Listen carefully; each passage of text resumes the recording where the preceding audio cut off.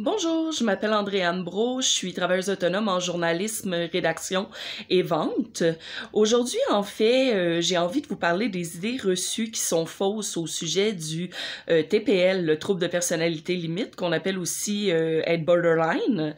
En fait, la majorité des choses qu'on entend, autant sur les médias sociaux que dans la société en général, sur le trouble borderline, on entend beaucoup parler de celles ou ceux qui sont très impulsifs, qui font des colères, qui crient après les autres, qui sont totalement incontrôlables et comme des bombes à retardement. Mais ce que je trouverais intéressant que vous sachiez, c'est qu'il existe aussi d'autres types de personnalités borderline. Par exemple, les personnes qui sont hypersensibles, qui n'ont pas du tout de colère en elles et qui les rares fois où elles en ressentent ou quand elles en ressentent, c'est intériorisé contre elles-mêmes avec de l'automutilation, des comportements dangereux, des comportements à risque, de l'autodestruction. Mais ce que j'entends beaucoup dire et que j'avais envie de démentir, c'est vraiment que c'est loin d'être toutes les personnes borderline qui sont colériques.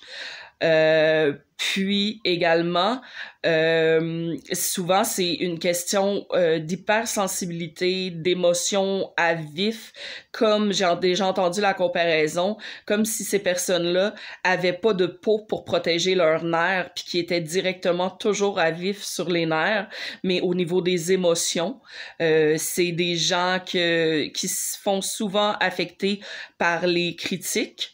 Ce qu'il faut savoir, c'est que le trouble de personnalité limite est très souvent causé par un abus de l'inceste, une agression sexuelle, de l'abus narcissique, de la violence verbale, physique.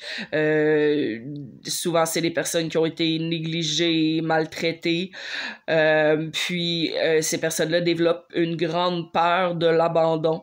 Donc, plusieurs personnes, on entend souvent parler des borderline qui fonctionnent pas, de ceux qui sortent leur rage sur les autres, mais on entend très peu parler des borderline qui sont tout simplement hypersensibles, qui ont peur de l'abandon et qui parfois ont tellement peur d'être seuls qu'ils finissent par choisir d'être seuls pour éviter de se faire blesser.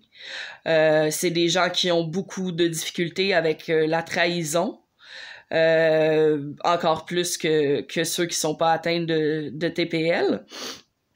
Donc, l'important, c'est de savoir qu'il existe différents types de personnalités borderline et que c'est pas quelque chose de normal de catégoriser, de dire que tous les borderline sont ainsi.